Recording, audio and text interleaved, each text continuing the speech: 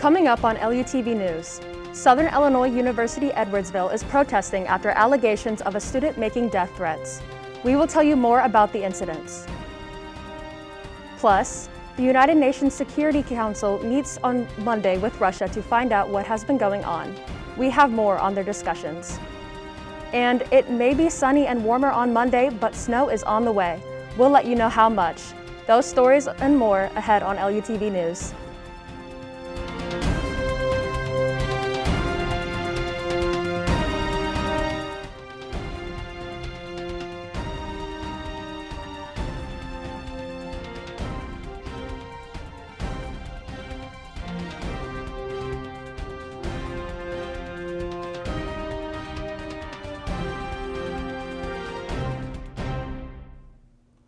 Welcome to this edition of LUTV News. I'm Mallory Vasquez. A fire ripped through a vacant house in North St. Louis early Monday morning. The fire chief says the fire happened around 1 a.m. near Salisbury and Blair. Officials say the building was in bad shape, preventing them from fighting the fire from inside. They say the fire department needed 2 ladder trucks to control the flames. No one was hurt. One person has been shot inside of their rental home in Chesterfield early Monday morning. Police say the shooting happened around 5 a.m. on the 14,000 block of Olive Boulevard. According to the police, the victim has been taken to a hospital and their condition has not been released at this time. Chesterfield police says it is very uncommon for a shooting in this area, but no one is immune from it. Students at Southern Illinois University Edwardsville are protesting after students were targeted with racial slurs and threats. The university was alerted of students in Woodland Hall being targeted with the hostility on January 23rd. Sticky notes on a black student's door and text messages, both consisting of racial slurs and death threats, caused the controversy. One female student is under investigation, but many students are still unhappy with the lack of action from the school. They didn't get too specific, and then later that day, pictures started circulating of what was said. You know, of course, we were angry. We had enough. They say it's under investigation, but I feel like she shouldn't be on campus, period, because you threatened to lynch students on this campus. We as black students do not feel safe, and we do not feel comfortable on this campus, and it's been that way for a long, it's not even just this, it's been that way for a long time. The protests are organized by the SIUE Black Student Union. Missouri lawmakers are planning to discuss a bill that will protect people against discrimination over black hairstyles like braids, locks, and cornrows. Lawmakers are calling the bill the Crown Act. The natural hair movement has been increasing since the start of COVID, when people had to style their own hair for months while salons were closed. The bills up for discussion will specifically focus on schools. Straight ahead on LUTV News, bomb threats at 6 historically black colleges and universities. We look more into the threats rocking these college campuses.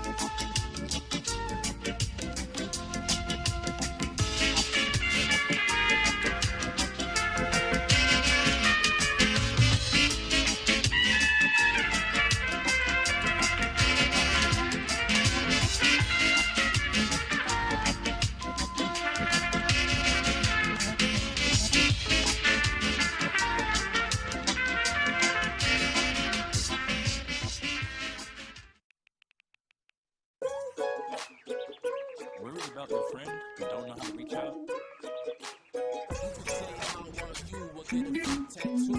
You can ask for the app if it works for you. You can chat with them in VR. It's all good if you think you should keep doing it.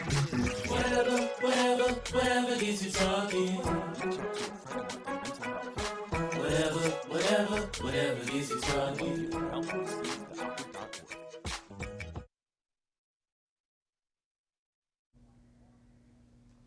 A baby was the target of a shooting this weekend after a man was rejected by his ex-girlfriend. Police say the shooting happened around 7:30 a.m. near the 3200 block of Delore.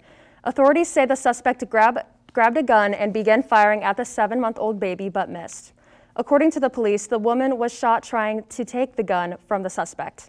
Authorities say she was taken to the hospital for treatment. They say a toddler was also in the car during the shooting, but it is okay. Police have the suspect in custody. The investigation is still ongoing. Friends and family are paying their final respects on Monday for a Festus fire chief who died due to COVID-19 complications. The High Ridge Fire Protection District says 48-year-old fire chief Kevin Kramer passed away last week after battling COVID for weeks. He had worked for 29 years in the fire service. The fire district says he worked for the Festus Fire Department for 16 years. Kramer spent the last 4 years as the fire chief. The visitation will be held at Elks Lodge in Crystal City from 3 p.m. to 8 p.m. Timber Creek Grill in O'Fallon, Missouri is back open just a day after a car crashed into the restaurant to raise funds for those hurt in the crash. On Saturday, a woman with a medical condition drove her SUV right through the window. 3 people were hurt after the SUV crashed into the building. The owner says the people who were involved are not regulars, and he is still trying to find out their names. That was when we were in here cleaning up last night. Decided we'd start a little money wall for the 3 folks that got injured. The owner says once the people are identified, the money will be given to them. They were transported to the hospital, but their injuries are not expected to be life-threatening. The United States and Russia are squaring off at the United Nations Security Council meeting over Ukraine. The U.S. and Russia so far have failed to ease the tension in the crisis, Washington calling Moscow's actions a threat to international peace and security. Russia has about 100,000 troops near Ukraine's border, instilling fear in the West of a possible invasion. Russia denies any intent to launch an attack on Ukraine, but demands that NATO promise to never let Ukraine join the alliance and to halt the deployment of NATO weapons near Russian borders. At least 6 historically black college universities received bomb threats this morning. The campuses are on lockdown and police continue to investigate. Washington Police Department officer confirms that Howard University scene has been cleared with no hazardous materials found. Southern University tweeted, "Classes have been canceled and students are to remain in their dorm rooms until an all clear is issued." Federal prosecutors have reached a plea agreement for 2 of the 3 men facing hate crime charges in the 2020 death of Ahmaud Arbery.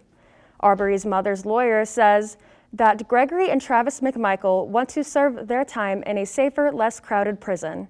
They were sentenced to life in prison without the possibility of parole in a Glynn County, Georgia court in early January. The federal trial is scheduled for February 7th. The details of the plea deal are not disclosed. It is currently cold outside, so make sure you try to stay warm out there. Stay tuned to hear about some more snowy weather coming this week. I will have more about that coming up next.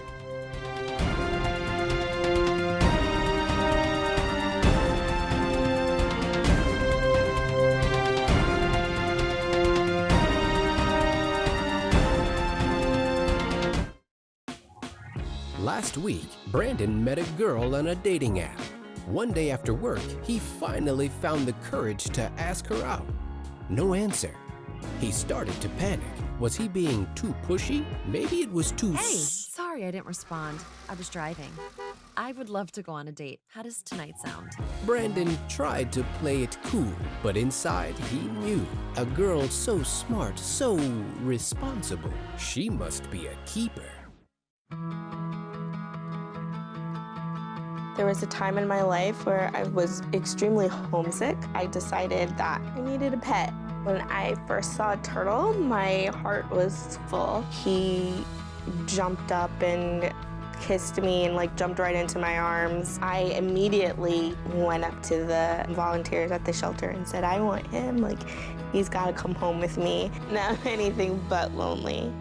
Every day with Turtle is a perfect day and keeps me company when I'm doing schoolwork. I like it when he jumps up on the table too. He is a veggie thief. He's an incredible companion and my best friend. Can't say that I've met anybody that doesn't love him too. When I adopted Turtle, I discovered all the things that make him unique. He's a little bit of a lot of things, but mostly he's all pure love.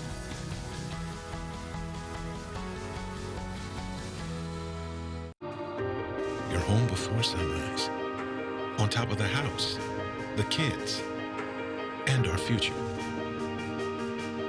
The smell of your cooking is our alarm clock.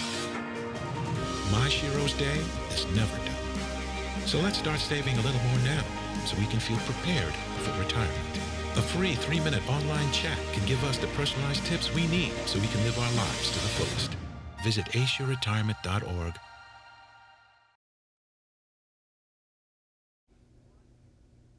As you can see, the weather currents are moving east to west with mostly high cold fronts going towards Missouri. Across Missouri, warm fronts are moving north to west. There will be a winter storm developing on Tuesday through Thursday across a large portion of the Mississippi River Valley. The weather today is slightly windy, yet very cold to do any activities outdoors. And now moving on to our local weather map.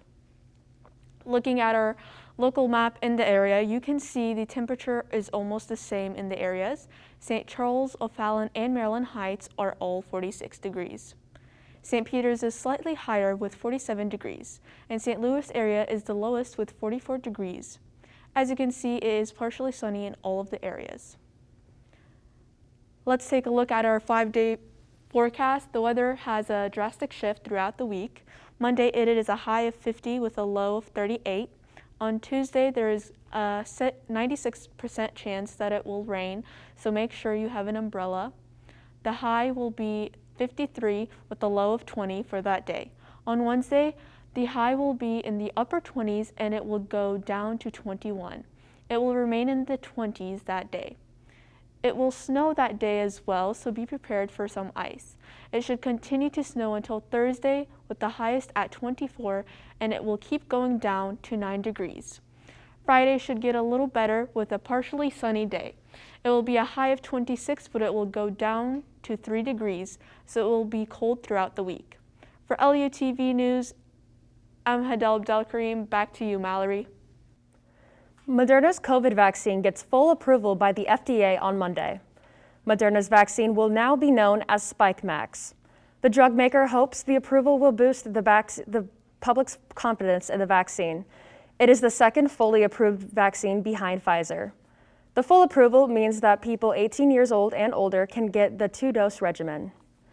The CDC says so far more than 204 million doses have already been administered. While we are on the subject of COVID, 60% of St. Charles County residents are now fully vaccinated against COVID-19. They join the city of Joplin and St. Louis County as the only 3 places in Missouri with at least 60% of their populations fully vaccinated. State health officials say 62.5% of the total population has received at least 1 dose of the vaccine. Approximately 73.5% of all adults 18 years and older have initiated the process. Vaccination remains the safest way to achieve herd immunity. The Super Bowl matchup is set after 2 exciting conference championships on Sunday. Find out more when we come back.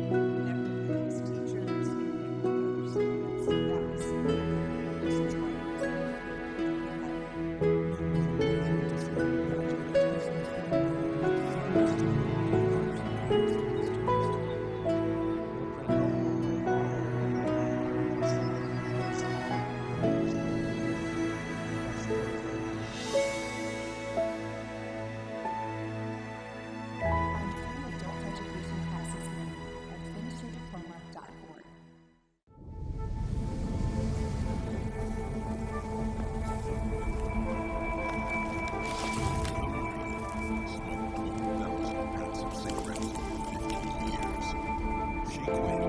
And now there's no more cancer screening that could save your life. Stop smoking. Now start spraying. The better than laser smoke. Early detection can save you. Talk to your doctor. Learn more at savedbyscam.org. Cincinnati has lots to be celebrating right now as the Bengals were able to upset the Kansas City Chiefs on Sunday in the AFC Championship by a final score of 27-24. Despite trailing by as many as 18 in the first half, the Bengals were able to take the lead late in the fourth quarter. The Chiefs were able to get the game into overtime only for Bengals kicker Evan McPherson to hit a game-winning field goal. It's the second straight week that McPherson has hit a game-winning field goal as time expires. They now advance to their third Super Bowl in franchise history. As exciting as the first game of the day was, the NFC Championship was just as intense. The Los Angeles Rams were able to defeat the San Francisco 49ers by a final of 20-17. The 49ers had the lead throughout the majority of the game, but it was a late comeback from the Rams that claimed them a spot in Super Bowl 56. The Rams will host the game at SoFi Stadium. They will be the second team to do so in NFL history. In other NFL news, reports coming out over the weekend that Tom Brady, the quarterback of the Tampa Bay Buccaneers, could be retiring from the NFL. These were reports coming from ESPN, CBS, The Athletic, and many others. However, after only a couple of hours, rumors began to spread that Brady hadn't actually made his decision on if he will continue playing or not. Both Brady's dad and the Bucs spoke out against the retirement rumors. Brady is widely looked at as one of the greatest quarterbacks of all time and is best known for winning a record-setting 7 Super Bowls in his 22 seasons in the league. Football wasn't the only sport going on this weekend, though. The Missouri Tigers basketball team fell to the 23rd-ranked Iowa State Cyclones on Saturday. Mizzou was able to keep the game close throughout the first half and even had a tie game several minutes into half number 2. However, the Cyclones were able to take over as the game got into the later stages. The Tigers ended up falling by a final score of 67-50 and fall to a record of 8-12 on the season. Sticking with college basketball, both the Lindenwood men's and women's teams fell on Saturday to the Rockhurst Hawks. Despite getting 25 points out of guard Devin Fearing, the women's team lost by a final of 58-57. The men's team also competed heavily throughout and had a lead at the half. Unfortunately, though, the Hawks had a stronger second half, and Lindenwood lost the game 72-63. Both teams are back in action Monday night against Southern Indiana.